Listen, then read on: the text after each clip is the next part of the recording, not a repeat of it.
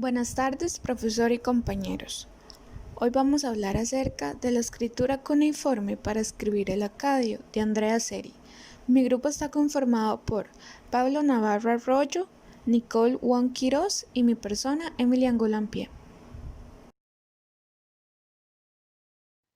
Bien, empecemos con la invención del cuneiforme y de la escritura, la cual fue, como vimos, un logro sin precedentes para el almacenamiento y la transmisión de información, que hasta entonces dependía de la memoria humana y de la cantidad de información que podían transmitir de manera oral a sus descendientes.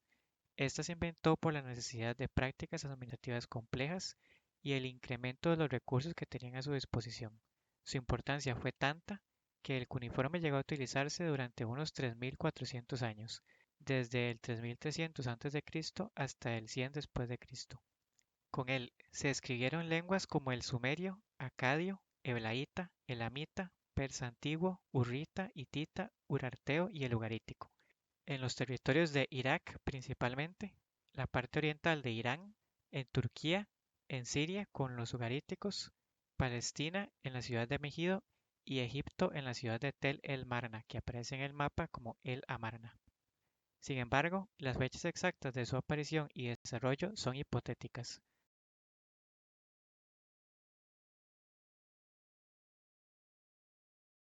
De todas maneras, se ha establecido la siguiente secuencia aproximada de los primeros estadios de desarrollo. En la imagen tenemos primero, en el 3400 a.C., las tablillas numéricas. Entre el 3300 y el 3100 a.C., tenemos los textos arcaicos de Uruk, entre las fases cuarta y tercera de escritura Uruk, y en el 3000 a.C. los textos de Yemdet Nasr. A simple vista, como pueden ver en la imagen, estos no se ven como un conjunto de cuñas, sino más bien parecen representaciones bastante realistas y a veces simbólicas de palabras. Fue hasta después del periodo arcaico, que es la última etapa que les mostré anteriormente, que adquirieron una apariencia abstracta que ocultaba los trazos de ciertos precursores pictográficos. Respecto a las características, la escritura cuneiforme propiamente dicha fue precedida por signos protocuneiformes, cerca del 3300 a.C. Los primeros registros consisten en tablillas de arcilla con incisiones hechas con un cálamo. En tiempos modernos se le ha llamado al sistema de escritura cuneiforme, en alusión a la forma de los caracteres. En su invención debe tenerse en cuenta el medio socioeconómico y las características históricas en las que ocurre. La aparición de la escritura se enmarca en un proceso conocido como la expansión de Uruk durante la segunda mitad del cuarto milenio a.C., caracterizado por la aparición de artefactos y arquitectura al estilo de Mesopotamia Sur, en una vasta región del Cercano Oriente, incluyendo Mesopotamia, Siria, Anatolia y la planicie de Susiana en el Irán moderno, alcanzando incluso el delta del Nilo en Egipto, donde los arqueólogos encontraron estos restos materiales de Uruk en Tel el Faraín, como se puede apreciar en el mapa que les mostré antes. Posteriormente, el comercio a larga distancia dio como resultado el flujo de bienes de regiones lejanas en los territorios de Sumer y Akkad. Este intercambio fue posible por y al mismo tiempo influenció la cada vez más compleja estructura social y política de las ciudades de la Mesopotamia Sur. No obstante, hacia el final del cuarto milenio el sistema colapsó y es en este contexto donde surge la escritura. Su surgimiento suele explicarse como un desarrollo que comenzaría, como pueden ver en la imagen, primero con fichas o tokens utilizadas en el cercano oriente como artefactos contables, que pueden trazarse a mediados del noveno milenio y que serían los precursores de la escritura en Mesopotamia. Por consiguiente, el origen del cuneiforme estaría en signos numéricos.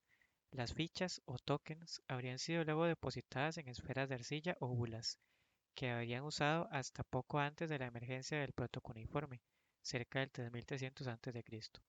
Luego, esas bulas huecas habrían sido aplanadas, y allí se originarían las primeras tablillas a las que se les imprimirían las formas de los tokens. Los ejemplares de tablillas más tempranos provienen de Uruk, ciudad que jugó un papel muy importante durante el cuarto milenio, y alrededor del 3200 llegó a ser una metrópolis de unos 2.5 kilómetros cuadrados, con una población de alrededor de 20.000 personas y en pleno crecimiento, para que unos 3 siglos más tarde, durante el periodo dinástico temprano, en el 2900 a.C., alcanzara un área de unos 5.5 kilómetros cuadrados, por lo que, en el marco de una creciente complejidad socioeconómica, la escritura se inventó para propósitos contables y económicos, como lo demuestra el hecho de que los archivos de Uruk contienen en su mayoría documentos administrativos y solo un pequeño grupo de textos lexicales. Este primer estadio de registros contables protocuneiformes ha sido llamado protoescritura, ya que tenía conexiones débiles con la lengua oral. Solo posteriormente se escribirían oraciones completas y se expresará de manera más precisa la relación con la lengua oral por medio de categorías gramaticales y secuencias lineales, lo que marcará el origen de un verdadero sistema de escritura.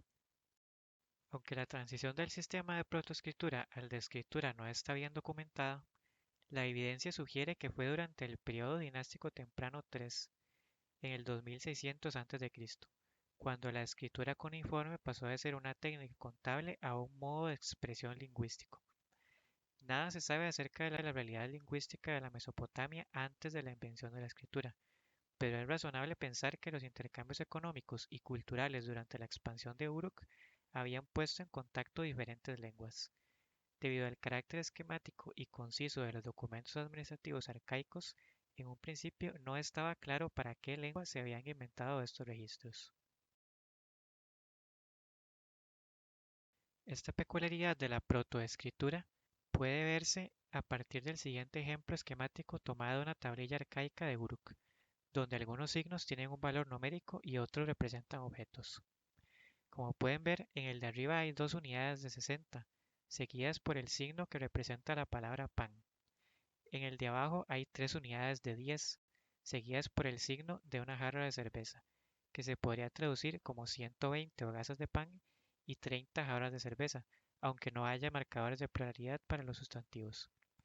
Claro está que un habitante de Uruk de finales del cuarto milenio no podría entender lo que representa la columna derecha, porque desconocería el significado de los números arábigos y el pan y la jarra de cerveza no se asemejan en absoluto a los de esa época, por lo que experimentaría el mismo desconcierto que un occidental contemporáneo al ver la manera en que se representaba el pan y la jarra en Uruk.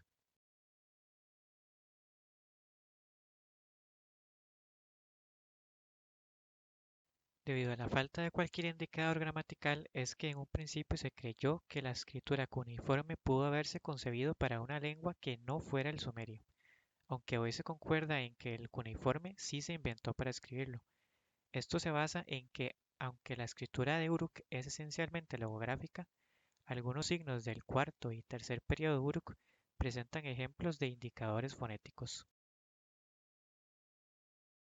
El uso del signo en como indicador fonético es importante, porque como logograma significa una figura de poder, pero en este ejemplo el valor fonético en se emplea como complemento.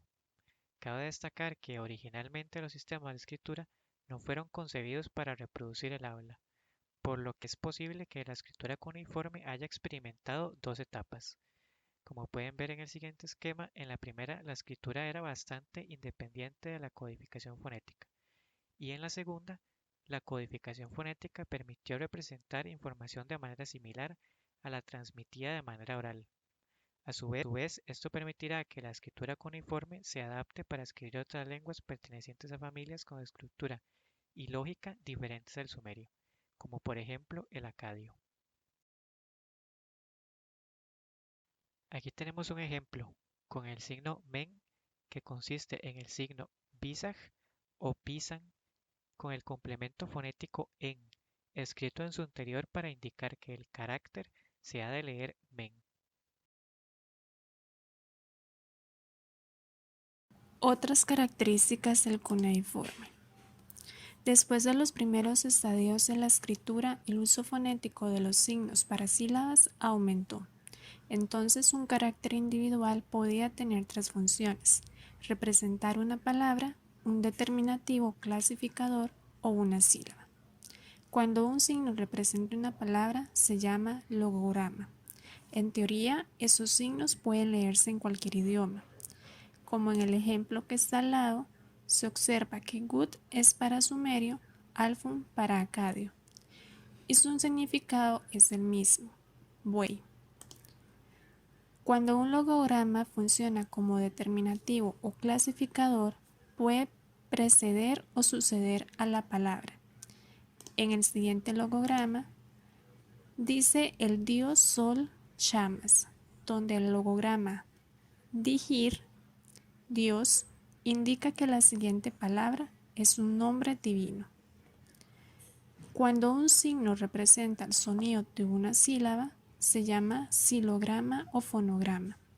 En cuneiforme hay 4 tipos de sílabas: vocal, representada por la V, consonante más vocal, CV, por ejemplo, BA, vocal más consonante, por ejemplo, AB, consonante más vocal más consonante, por ejemplo, SAR. Los silogramas pueden usarse para escribir una palabra fonéticamente o pueden usarse como complementos fonéticos para desambiguar la lectura de un logograma.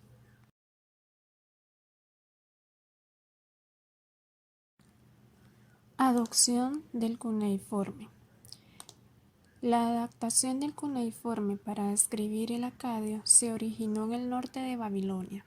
Aunque no se sabe una fecha exacta, se sabe que estaba siendo adaptado por las lenguas semíticas en Mesopotamia y Siria alrededor del 2500 a.C., pero pudo incluso haber comenzado antes, ya que en las tablillas sefara aparecen nombres semíticos escritos silábicamente. El descubrimiento del potencial de los valores silábicos de los logogramas posiblemente ocurriera ya durante el periodo de Uruk IV, porque hay unos pocos signos cuneiformes combinados en los que uno de los elementos funciona como complemento fonético para la lectura de ese signo. Otro de los avances de la adaptación del cuneiforme fue la separación de signos consonante vocal consonante en consonante vocal vocal consonante. A través del principio rebus se analizaron los ajustes necesarios para expresar de manera más precisa la información fonética. El principio rebus significa que un símbolo puede ser usado para representar una palabra fonéticamente similar pero sin ninguna relación semántica, o bien para representar otra palabra semánticamente relacionada con el original, pero no similar en el plano fonético. En este caso se resolvió asignándole nuevos valores a los signos cuneiformes.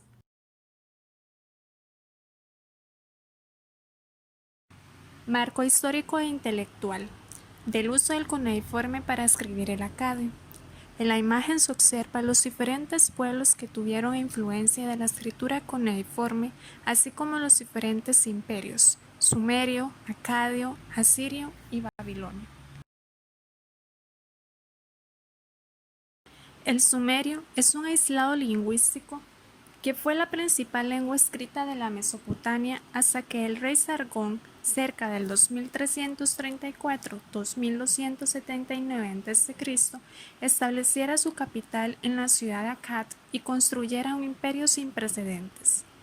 En este régimen, los documentos oficiales se escribían en una lengua semítica conocida como paleocadio, denominada así por la capital de Sargón. Para el paleocadio, cerca del 2350 a 2110 a.C., los escribas utilizaban la misma escritura cuneiforme que para el sumerio. Sin embargo, después de la caída del imperio de Akkad, surge un nuevo poder hegemónico bajo los reyes de la tercera dinastía de Ur, cerca del 2100-2003 a.C. En este periodo se usaba predominantemente el sumerio para la burocracia, aunque algunos archivos pequeños en el norte también usaban el acadio. Posterior a todo el periodo neosumerio, el acadio fue nuevamente la lengua oficial y se usó para textos literarios y otros géneros de la tradición académica. De acuerdo con esta teoría, Se suponía que el cuneiforme se adoptó del sumerio y se adoptó para escribir paleocadio.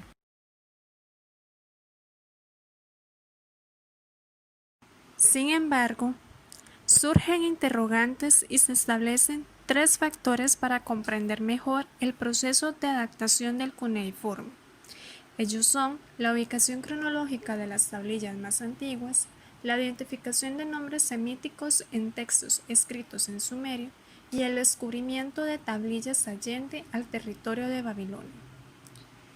Iniciando con la ubicación cronológica de las tablillas más antiguas, tenemos las tablillas de Uruk IV. Estas tablillas eran de arcilla y utilizaban un sistema de escritura pictográfico. Posterior, los textos de Yenden Nars y Uruk III.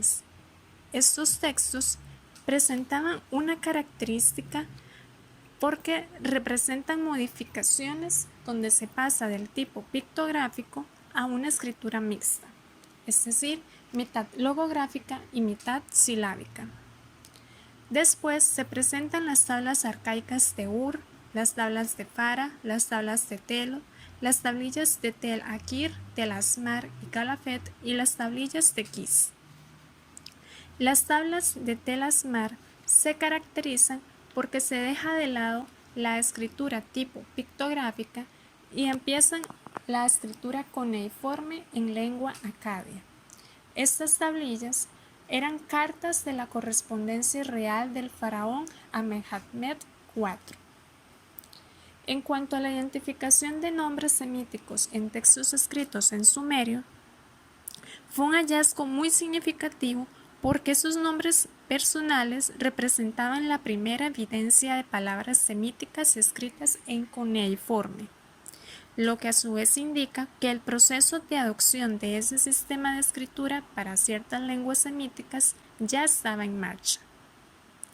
Después de esos grandes logros, la perspectiva vuelve a cambiar, a partir de 2 descubrimientos arqueológicos realizados en Siria, los archivos de Ebla y los textos cuneiformes de Nevada. El hallazgo de Ebla evidenció que el eblaíta era una lengua semítica occidental que, como el acadio, también usó el cuneiforme. Asimismo, los textos cuneiformes de Nevada en 1993 fueron considerados los primeros documentos presargónicos. Una conclusión importante que se deriva de estos estudios es que el acadio y otras lenguas semíticas ya se escribían en cuneiforme antes del periodo sargónico y antes de la adopción de la escritura predominantemente silábica. No obstante, la presencia de nombres semíticos en tablillas del dinástico temprano y el descubrimiento de tablillas en sitios al norte de la región de Babilonia y Siria originó una interrogante de cuál era la lengua en la cual estaban escritos. Sin embargo, Miguel Civil, a partir de la comparación que hace de la adaptación de la escritura china para la literatura japonesa, infiere que en el caso de la Mesopotamia antigua, un hablante de acadio o de otra lengua semítica podía haber tratado al sumerio de 4 maneras diferentes: leyendo el sumerio como sumerio, leyendo el sumerio como acadio, escribiendo el sumerio como sumerio o bien escribiendo el acadio como sumerio. Esta teoría fue apoyada años más tarde por Piotr Michalowski cuando afirmó que existen textos presargónicos en acadio incluso cuando fueron escritos con caracteres sumerios usados como logogramas.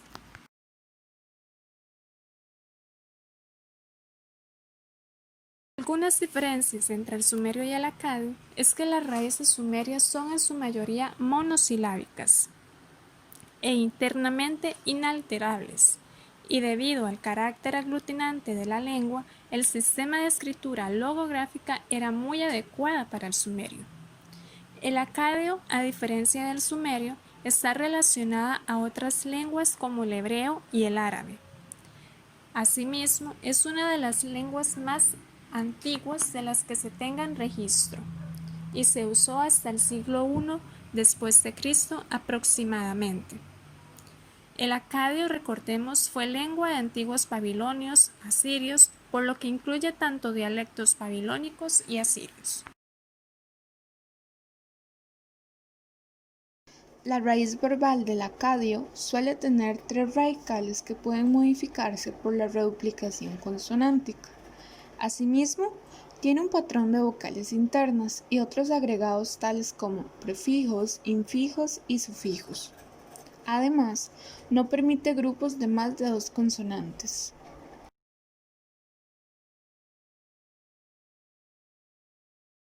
La raíz verbal del sumerio es monosilábica y no puede ser alterado internamente.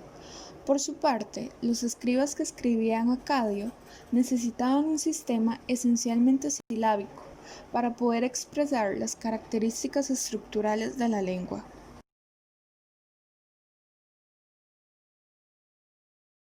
La transición de hologramas a silabogramas fue un momento importante en la adaptación del cuneiforme para escribir el acadio, aun si un número de valores silábicos de ciertos signos ya existían en los estadios más tempranos del sumerio, especialmente para los morfemas de prefijos y sufijos. Como consecuencia, un escriba paleobabilónico tenía un número de opciones para escribir hasta Naparakim de manera silábica, y una de ellas es la que se muestra en la diapositiva, es decir, usando solo signos con valores consonante-vocal y vocal-consonante, prescindiendo de los silabogramas del tipo consonante-vocal-consonante. Ahora bien, es relevante mencionar que desde el tercer milenio y en periodos más tardíos, en círculos de escribas, al menos lo que fue el sumerio y el acadio, tenían un contacto cercano, y Civil nos recuerda que las lenguas no existían en forma pura y aislada. Además, debido a la historia del desciframiento, la comprensión moderna del sumerio está muy influenciada por lo que se conoce del acadio, lo que condujo a algunos académicos a manifestar que leemos sumerio en el espejo del acadio, por lo cual quedan aún muchas lagunas en la reconstrucción del proceso de adaptación, pero se ha avanzado progresivamente en las últimas décadas a partir de los documentos de Ebla y Tel Beitar.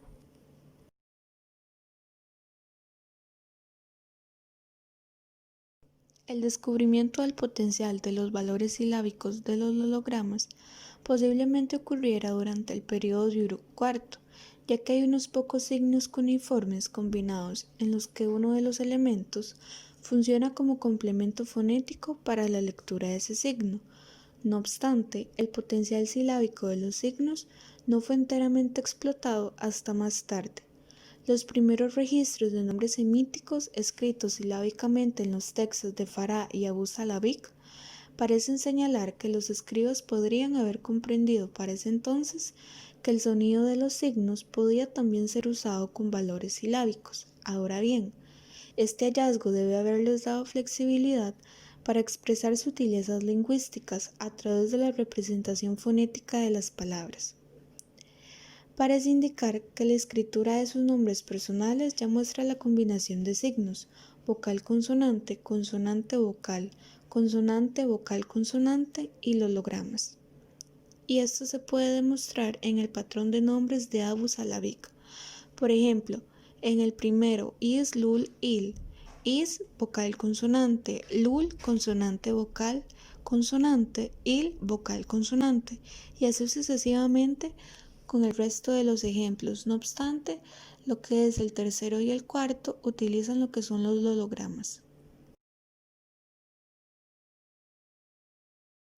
La escritura silábica de nombres personales pudo haberse originado debido a una necesidad, la cual fue identificar a las personas de manera apropiada y a modo de evitar confusiones. Por ejemplo, el nombre Ilungar podría haberse escrito simplemente Tirirgar en hologramas sumerios.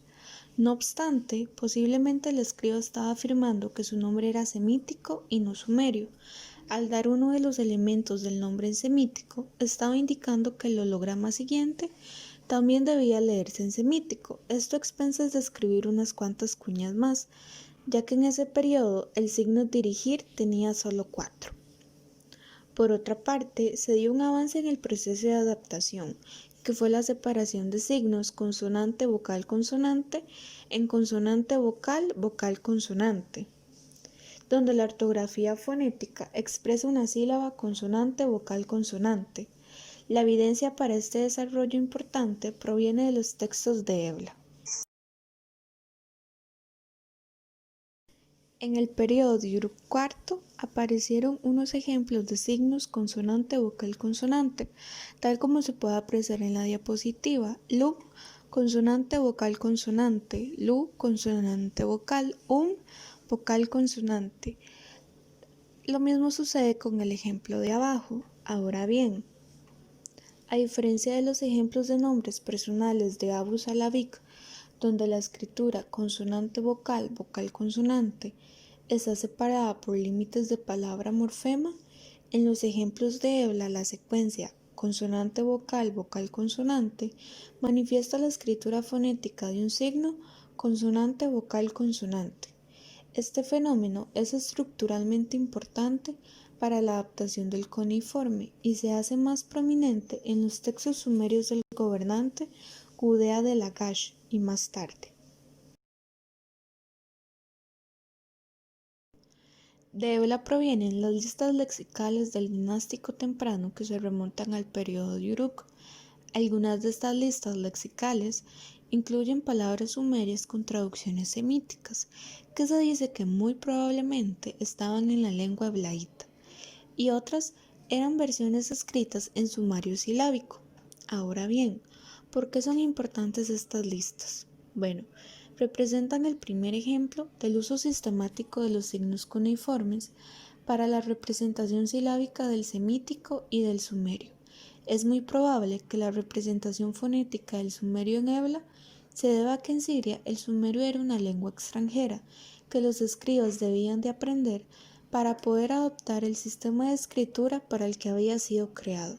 Quizá al mismo tiempo o algo más tarde, los escribas también proporcionarían la traducción semítica de palabras sumerias.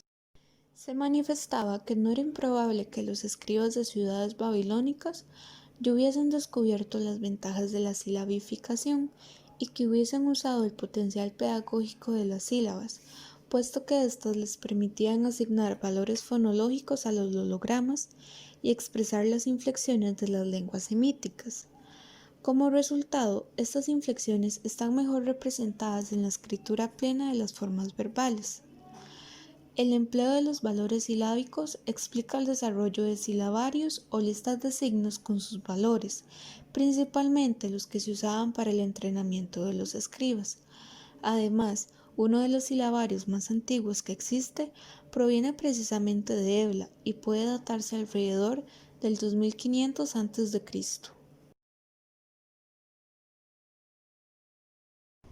Lo dicho anteriormente nos remonta hacia la época de Sargón de Akkad, donde la adaptación del cuneiforme se encontraba muy avanzada, no obstante aún no estaba concluida.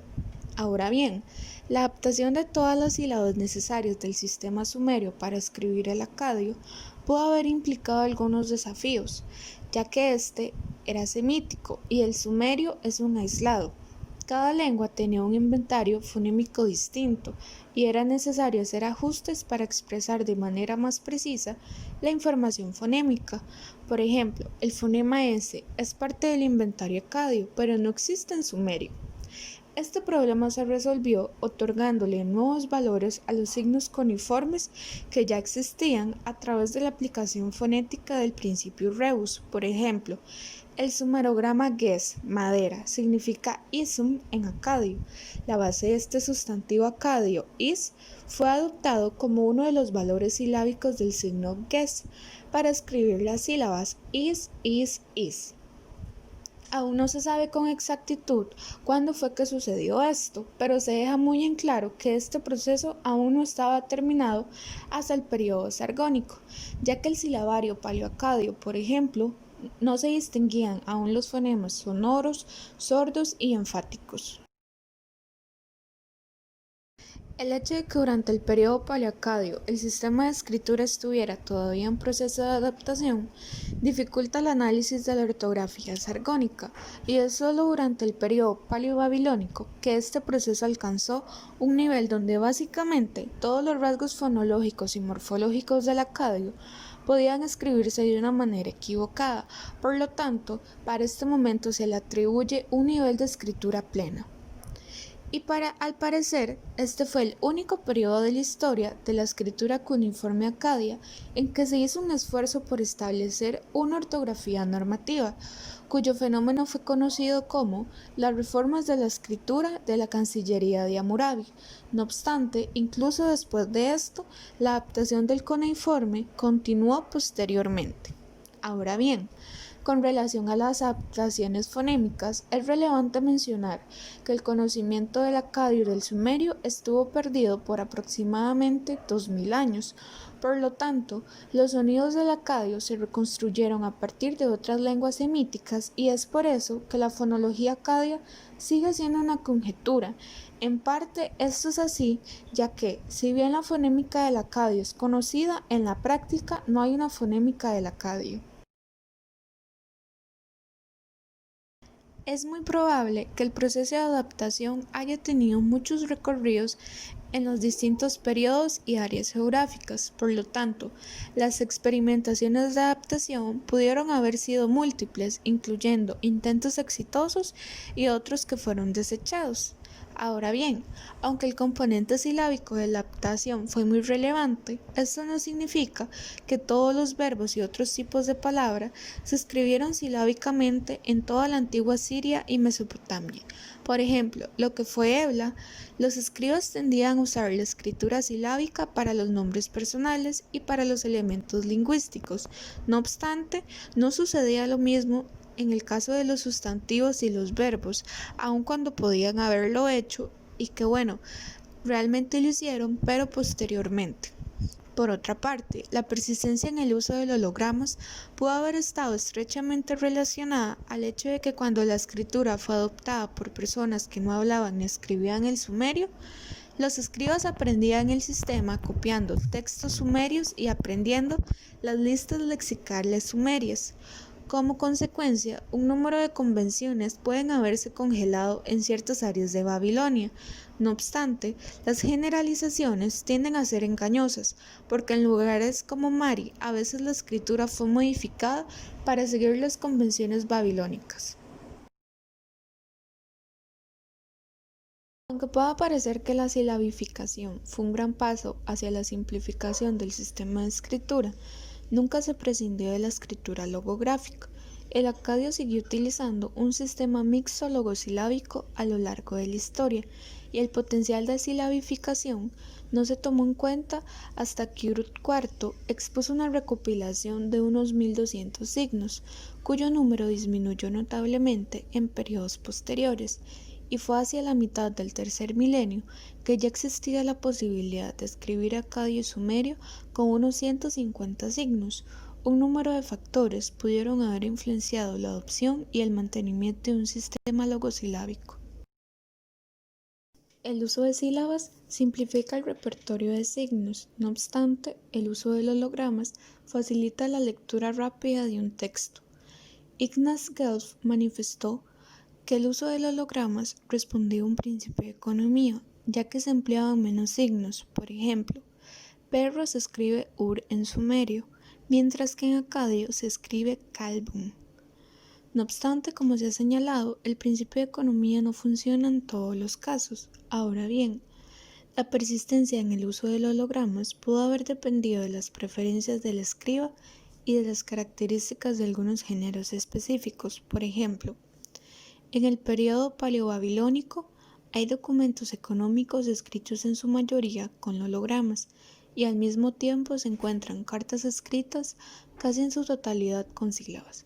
De la misma manera, a finales del primer milenio, cuando hacía mucho que el sumerio era una lengua muerta, los textos acadio adivinatorios y astronómicos podían contener al menos un 85% de hologramas, en comparación con los textos literarios que eran casi completamente silábicos. Otro aspecto que se puede tomar en cuenta para la persistencia en el uso de hologramas es lo que Gerald Cooper describió como un síntoma del placer perverso que los eruditos pueden experimentar con sus creaciones más arcanas y recónditas. Este comentario se refería a explicar la muy difícil ortografía alegórica de los antiguos textos literarios sumerios. Y quizás se podía hacer la misma observación para el uso de hologramas complejos y para los comentarios exegéticos de los textos del primer milenio.